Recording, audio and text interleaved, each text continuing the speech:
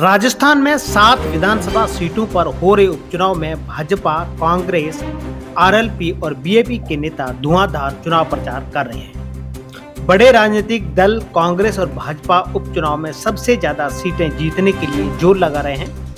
भाजपा और कांग्रेस दोनों दल उपचुनाव में अपनी अपनी पार्टियों के बड़े नेताओं के भरोसे चुनाव जीतने की गणी लगा रही है। इस उपचुनाव में पूर्ववर्ती अशोक गहलोत सरकार की जन कल्याणी योजनाओं का काफी असर पड़ेगा। गहलोत सरकार के 2008 से 2023 के कार्यकाल में जन कल्याणी योजनाओं, जिसमें मुख्य रूप से चिरंजीवी स्वास्थ्य बीमा योजना, इस योजना में 25 लाख तक का मुफ्त इलाज, कांग्रेस सरकार ने इसे 5 लाख से शुरू करके 25 लाख तक पहुंचा दिया था। गहलोत सरकार में ओल्ड पेंशन योजना लागू की गई थी। ओल्ड पेंशन योजना लागू करने वाला देश का पहला राज्य राजस्थान बना था। अशोक गहलोत सरकार में महंगाई राहत कैंप के बाद सबसे ज्यादा प्रचलित योजना 500 रुपए में गैस सिलेंडर, 1150 रुपए में आने वाला गैस सिलेंडर कांग्रेस सरकार में 500 रुपए में दिया गया था। हर घर को 100 यूनिट फ्री बिजली स्कीम में गहलोत सरकार ने आम लोगों को बड़ी राहत दी थी। प्रदेश में किसानों को 2000 यूनिट फ्री बिजली दी गई।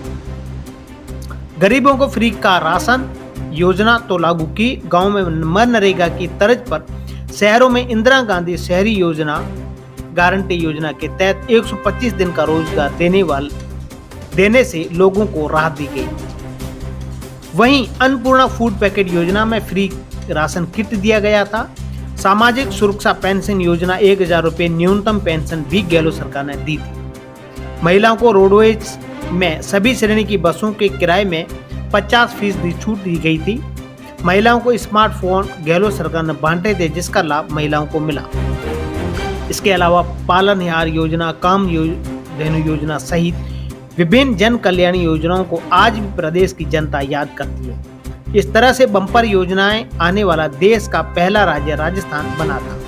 लेकिन भाजपा सरकार आने के बाद कुछ योजनाएं सरकार ने बंद कर दी, कुछ योजनाओं का नाम बदल दिया गया और कुछ योजनाओं के नियम में बदलाव कर दिए गए। अशोक गहलोत सरकार की योजनाएं प्रदेश में गांव-गांव, ढाणी-ढाणी के लोग याद करते हैं। ऐसे में राजनीतिक विश्लेषक बताते हैं 7 सीटों पर हो रहे उपचुनाव में अशोक गहलोत सरकार की योजनाओं का असर देखने को मिलेगा। भाजपा सरकार के पक्ष में प्रदेश में उतना माहौल नहीं है। बताया जा रहा है कि सरकार में के कामकाज से लोग उब चुके हैं, लेकिन यह उपचुनाव मुख्यमंत्री भजनलाल शर्मा के लिए चुनौती बना हुआ है। हालांकि चुनौती कांग्रेस के लिए भी कम नहीं है। यह उपचुनाव पीसीसी अध्यक्ष गोविंद सिंह डोटासरा का राजनीतिक भविष्य तय करेगा। अगर कांग्रेस अपनी पूर्ववर्ती सरकार की योजनाओं को भुनाने में कामयाब रही तो कांग्रेस उपचुनाव में बाजी अपने हाथ ले सकती है।